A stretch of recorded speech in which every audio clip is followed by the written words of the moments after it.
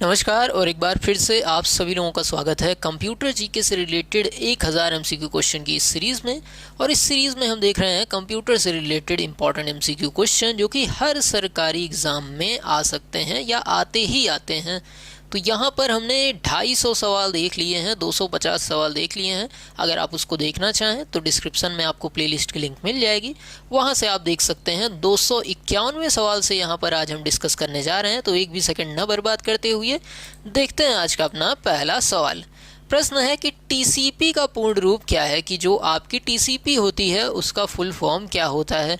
तो रही बात फुल फॉर्म की, तो टीसीपी का फुल फॉर्म होता है ट्रांसमिशन कंट्रोल प्रोटोकॉल, जो कि आपका तीसरा ऑप्शन है। अगर बात करें कि ट्रांसमिशन कंट्रोल प्रोटोकॉल जो होती है उसका काम क्या है, तो जब भी डेटा का फ्लो होता है इंटरनेट में डेटा एक जगह से दूसरी जगह जाता है तो उसको कंट्रोल करने का काम कौन करता है, ट्रांसमिशन कंट्रोल प्रोटोकॉल करती है। जिसमें एक शब्द प्रोटोकॉल आ रहा है जिसका मतलब होता है सेट ऑफ रूल्स। प्रोटोकॉल मतलब भी पूछा जाता है क्या होता है, तो सेट ऑफ रूल्स को प्रोटोकॉल कहते हैं, नियमों के समूह को प्रोटोकॉल कहते हैं। चलिए ठीक है, बढ़ते हैं अपने दूसरे सवाल की तरफ जो कि 252वां सवाल है। पहला ग्राफिकल वेब ब्राउज़र कौन सा था।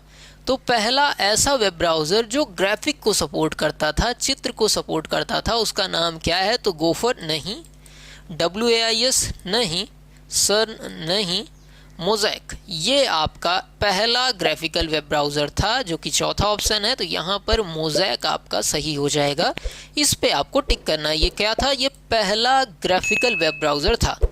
इसके बाद बढ़ें अपने 253वें सवाल की तरफ। सिस्टम की कुल मेमोरी डैश डैश का उपयोग कर जाना जा सकता है। तो सिस्टम की पूरी मेमोरी यहाँ पर किस कमांड के थ्रू जानी जा सकती है। तो यहाँ पर ऑप्शन अगर हम देखें तो वर्म बूट तो वैसे ही गलत काट दीजिए, DIR से डायरेक्टरी निकलती है, गलत हो गया। MEM से मेमोरी निकलती है, यहाँ पर दूसरा ऑप्शन आपका सही हो गया। ये दूसरा ऑप्शन जो आपका है MEM कमांड, उससे कुल मेमोरी का उपयोग आप निकाल सकते हैं, मतलब कुल मेमोरी आप फाइंड कर सकते हैं। बढ़ते हैं 254वें सवाल की तरफ। डबल क्लिक का अर्थ है, डबल क्लिक का क्या अर्थ होता है। जब आप 2 बार क्लिक करते हैं उसका मतलब क्या होता है। तो यहाँ पर देखें, तेजी से 2 बार मुख्य माउस बटन दबाना और जब छोड़ना तो माउस पॉइंटर वांछित आइटम पे हो, मतलब किसी आइटम पे कुल मिला के किसी आइटम को जब ओपन करना हो तो आप कहते हैं डबल क्लिक कर दो। तो इसका मतलब होता है उस ऑप्शन पे जाके 2 बार जल्दी जल्दी क्लिक करें, जो कि पहला ऑप्शन आपका कह रहा है। तो ये सही है। वैसे ये सवाल तो थोड़ा सा समझिए बेसिक ही है, तो कोई भी बच्चा कर लेगा। इसके बाद अगला सवाल है, ओवरफ्लो वर्ड का मतलब क्या है। तो ओवरफ्लो वर्ड का मतलब यहाँ पर क्या होता है पूछा जा रहा है। ओवरफ्लो मतलब होता है कि, इसका मतलब होता है कि जो आपका इंटरनल स्टोरेज है वो बहुत ज़्यादा हो गया है। तो इंटरनल स्टोरेज की अधिकता जब होती है तो उसको ओवरफ्लो कहते हैं। यहाँ पर पहला ऑप्शन आपका सही हो जा रहा है। इसके बाद 256वां सवाल है, एक्सेस टाइम संदर्भित करता है संग्रहित डेटा को लोकेट और पुनः प्राप्त करने में आवश्यक टाइम। ये पहला ही ऑप्शन यहाँ पर भी सही है। एक्सेस टाइम क्या होता है कि कोई डेटा अगर आपका स्टोर है तो उस डेटा पे पहुँचने और उसको लोकेशन उसकी फाइंड करने में जो टाइम लगता है, यहाँ पर देखिए डेटा को लोकेट और पुनः प्राप्त करने में जो भी टाइम लगता है उसको एक्सेस टाइम कहते हैं। एक्सेस मतलब उस डेटा को प्राप्त करना, टाइम मतलब तो टाइम होता ही है।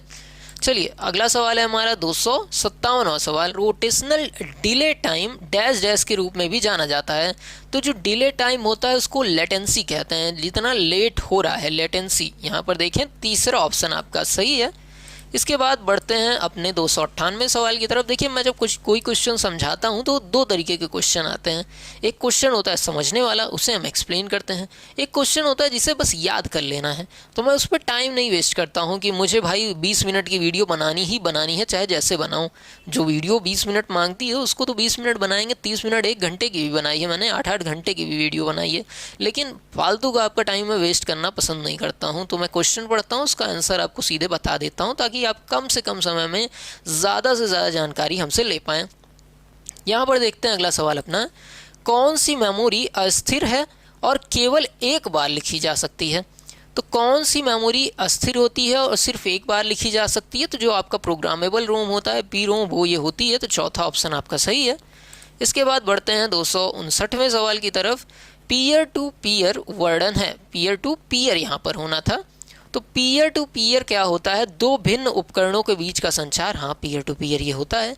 दो बराबर उपकरणों के बीच का संचार, सही है। दो अलग अलग उपकरणों के बीच का संचार, ये सही है। तो ये तीनों ऑप्शन सही है। तो चौथे ऑप्शन पे हमें टिक कर देना है, उपरोक्त सभी। पी टू पी क्या होता है? जहाँ पर कोई भी तरीके का जो पीयर टू पीयर क्या होता है, जहाँ पर मान लीजिए 4 डिवाइस हैं, तो चारों डिवाइस आपस में डेटा शेयर कर सकती हैं और चारों डिवाइस इक्वल पावर के ही होते हैं। ऐसा नहीं है कोई सर्वर है, कोई क्लाइंट है, कोई मजबूत कंप्यूटर है, कोई कमज़ोर कंप्यूटर है, ऐसा नहीं होता। सारे कंप्यूटर बराबर क्षमता वाले होते हैं। इसके बाद बढ़ते हैं 260वें क्वेश्चन की तरफ। पास्कल है। अब पास्कल क्या होती है? तो पास्कल क्या एक उच्च स्तरीय हाई लेवल लैंग्वेज प्रोग्रामिंग की भाषा है? हाई लेवल लैंग्वेज भाषा है, सही बात है। ब्लेज पास्कल के बाद का नाम, सही है। गणितज्ञ के नाम पर स्ट्रक्चर्ड प्रोग्रामिंग तकनीक की सुविधा है, ये भी सही है। तो यहाँ पर भी देखिए हमारा चौथा ऑप्शन सही हो जाता है। और वैसे भी अगर कोई आप ऐसा कंप्यूटर का एग्ज़ाम दे रहे हैं जैसे CCC या O लेवल टाइप का एग्ज़ाम की तैयारी आप कर रहे हैं, तो अगर ऑल द अबव ऑप्शन है तो 99% टाइम वो सही ही होता है, और none of the above option है तो वो 99% टाइम सही नहीं होता है। ये तो एक ट्रिक दिमाग में रखिए ही रखिए कि सवाल, वैसे ये सारी चीज़ें तब यूज़ किया करिए जब सवाल आपको ना आ रहे हों। मेमोरी, जिसे निश्चित आकार की मेमोरी की इकाइयों में बांटा जाता है, डैश डैश कहलाती है। तो निश्चित इकाई में जब आप बांटते हैं तो उसे पेजिंग कहते हैं। यहाँ पर पहला ऑप्शन आपका सही है। पेजिंग क्या है? निश्चित आकार की इकाइयों में जब बांटा जाता है। इसके बाद 262वां सवाल है। एक एडर जहां एक साथ दो ऑपरेंड के सभी बिट जुड़ते हैं तो उसको हम पैरेलल एडर कहते हैं। यहाँ पर पहला ऑप्शन आपका सही है। इसके बाद बढ़ते हैं 263वें सवाल की तरफ। बिंदु जिस पर एक डॉक्यूमेंट में टेक्स्ट नए पेज से शुरू हो जाता है, तो जब नए पेज से शुरू होता है तो उसको हम पेज ब्रेक कहते हैं। आप पेज ब्रेक लगा भी सकते हैं। पेज ब्रेक की शॉर्टकट की पूछी जाती है तो आपको कहना है Ctrl+Enter आपकी पेज ब्रेक की शॉर्टकट की है। कहीं पे भी जहां पर भी आपका ब्लिंकिंग पॉइंट या इंसर्शन पॉइंट होता है, आप पेज ब्रेक दबाएंगे Ctrl+Enter, तो वहां से पेज टूट के नए पेज पे शुरू हो जाएगा। अगला सवाल है, मल्टी प्रोसेसर कंप्यूटर सिस्टम है। तो मल्टी प्रोसेसर आपका कंप्यूटर सिस्टम है जहां कॉमन नियंत्रण के तहत कई सीपीयू हों, सही बात है। मल्टी प्रोसेसर नाम ही है। मल्टी मतलब कई सारे, प्रोसेसर, प्रोसेसर क्या होता है? जो डेटा को प्रोसेस करता है, और डेटा को प्रोसेस करने वाली डिवाइस सीपीयू ही होती है। तो मल्टी प्रोसेसर कोई कह रहा है तो वो कई सारे सीपीयू की ही बात कर रहा है। तो पहला ऑप्शन हमारा बेधड़क सही लगा दीजिए। इसके बाद बढ़ते हैं 265वें सवाल की तरफ। नॉन डॉक्यूमेंट फाइल है। तो नॉन डॉक्यूमेंट फाइल इनमें से कौन सी है? शुद्ध ASCII फाइल है जो कि किसी भी वर्ड प्रोसेसिंग सॉफ्टवेयर के लिए सूचीबद्ध किया जाता है, नहीं। नॉन ASCII फाइल है जो किसी भी वर्ड प्रोसेसिंग सॉफ्टवेयर के लिए सूचीबद्ध किया जाता है। ये आपका दूसरा ऑप्शन यहाँ पर सही होने वाला है। चलिए अगला सवाल देखते हैं जो कि 266वां सवाल है। इनमें से एक नॉन इम्पैक्ट प्रिंटर नहीं है। नॉन इम्पैक्ट प्रिंटर नहीं है। नॉन इम्पैक्ट प्रिंटर क्या होता है?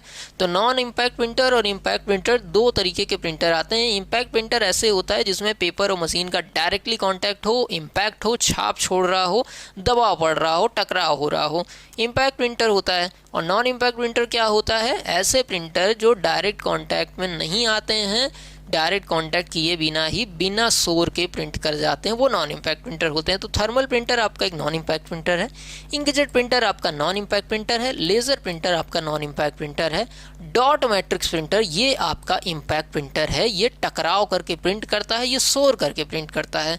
तो यहाँ पर सही जवाब आपका हो जाएगा चौथा वाला डॉट मैट्रिक्स प्रिंटर। यहाँ पर इस पे आपको टिक कर देना है। बढ़ते हैं अगले सवाल की तरफ जो कि है 267वां सवाल। इडवैक का पूर्ण रूप क्या है? तो इडवैक का फुल फॉर्म होता है, देखिए, electronic discrete variable automatic computer. तो ये आपका पहला ही ऑप्शन यहाँ पर सही है कि इडवैक का फुल फॉर्म ये आपका होता है। इसको याद कर लीजिएगा, पूछा भी जाता है, कई बार पूछा जा चुका है। चलिए अगले सवाल की तरफ बढ़ें तो हमारा ये 268वां सवाल है। जब एक फाइल को पहली बार सेव किया जाता है, तब जब कोई फाइल पहली बार सेव होती है तो क्या होता है? एक कॉपी ऑटोमेटिक रूप से मुद्रित मतलब सेव हो जाती है? नहीं, इसकी पहचान करने के लिए एक नाम दिया जाना चाहिए, सही बात। जब भी कोई फाइल आप Word, Excel, PowerPoint, Notepad, WordPad किसी में भी सेव करें तो सबसे पहले आपसे पूछा जाता है, भैया इस फाइल का नाम तो बता दो कि अगली बार जब आप खोलना चाहो तो किस नाम से इसे ढूंढोगे। तो पहली बार जब सेव करते हैं तो आप नाम बताते हैं और लोकेशन बताते हैं कहाँ पर सेव करेंगे, तो ये दूसरा ऑप्शन आपका सही है। इसके बाद 269वां सवाल है, कंप्यूटर जो लागत और आकार के कारण दुर्लभ है, तो ऐसे कंप्यूटर जिसकी कॉस्ट बहुत ज़्यादा है और साइज़ बहुत बड़ी है, जिसको हम नहीं खरीद सकते आसानी से, वो कौन सा है? तो अगर आपने हमारे वो लेक्चर्स देखे होंगे जिसमें हमने टाइप्स ऑफ कंप्यूटर पढ़ाया है, उसमें बताया था कंप्यूटर आपके micro, mini, main frame, super, ये 4 टाइप के होते हैं। और जब भी आप माइक्रो से सुपर की तरफ जाएंगे तो आपके कंप्यूटर की साइज़ बढ़ेगी, आपके कंप्यूटर का दाम बढ़ेगा, प्रोसेसिंग स्पीड भी बढ़ेगी। तो जो आपका सुपर कंप्यूटर होता है वो सबसे महंगा, सबसे ज़्यादा प्रोसेसिंग स्पीड वाला और सबसे ज़्यादा कॉस्टली होता है। तो यहाँ पर तीसरा ऑप्शन आपका सही हो जाएगा। इसके बाद बढ़ते हैं अपने 270वें क्वेश्चन की तरफ। 270वां क्वेश्चन क्या है? एल्गोरिथम में एक गलती जो गलत परिणाम का कारण बनता है उसे डैश डैश कहते हैं। तो कोई गलती जो गलत परिणाम लाती है उसको हम लॉजिकल एरर कहते हैं। यहाँ पर पहला ऑप्शन सही है। इसके बाद बढ़ते हैं 271वें क्वेश्चन की तरफ। डैश डैश प्रोग्राम होता है जो रन के लिए तैयार होता है और इसमें किसी भी तरीके के बदलाव करने की आवश्यकता नहीं होती है, तो उसको हम क्या कहते हैं? इंटरप्रेटर नहीं, उच्च स्तर नहीं, कंपाइलर नहीं, बोल नहीं, एग्जीक्यूटेबल। एग्जीक्यूटेबल मतलब ऐसी फाइल जो एग्जीक्यूट होने के लिए एकदम से तैयार हो, और यही चीज़ पूछी जा रही है। तो 5वां नंबर यहाँ पर सही जवाब हो जाएगा। इसके बाद बढ़ते हैं 272वें सवाल पे। किसी कार्य को पूरा करने के लिए स्टेप बाय स्टेप प्रक्रिया का एक सेट डैश डैश के रूप में जाना जाता है। तो स्टेप बाय स्टेप प्रक्रिया का एक सेट क्या कहलाता है? तो एक चीज़ पढ़ी होगी, प्रोग्रामिंग नहीं भी पढ़ा तो समझ लीजिए, एक चीज़ होती है एल्गोरिथम। एल्गोरिथम क्या होती है? कोई भी प्रॉब्लम का स्टेप बाय स्टेप सोल्यूशन। तो यहाँ पर वही पूछा जा रहा है, उस चीज़ को क्या कहते हैं? तो that thing is known as algorithm. And what is algorithm? Step by step solution of any problem is known as algorithm. या किसी भी समस्या का क्रमबद्ध तरीके से जो समाधान होता है उसे आप एल्गोरिथम कहते हैं। इसके बाद बढ़ते हैं 273वें नंबर के क्वेश्चन की तरफ। डिस्क की मेन डायरेक्टरी को डैश डैश डायरेक्टरी कहा जाता है। जो मेन डायरेक्टरी होती है उसको कहते हैं रूट। यहाँ पर पहला ये ऑप्शन आपका सही है।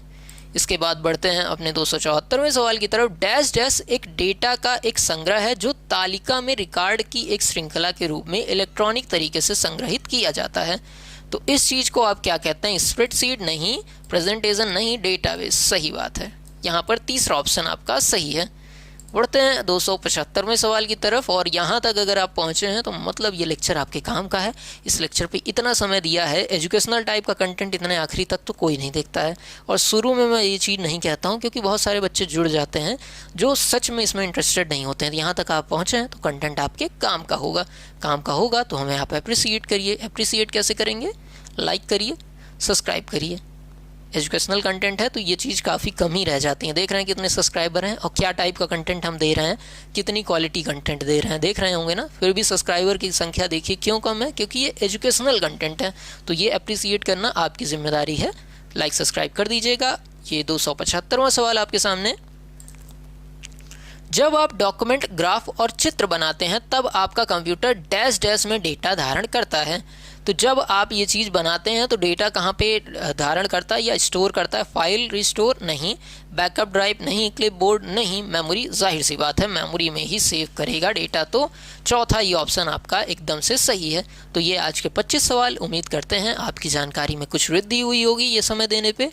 मिलते हैं अगले लेक्चर में, तब तक के लिए नमस्कार, जय हिंद।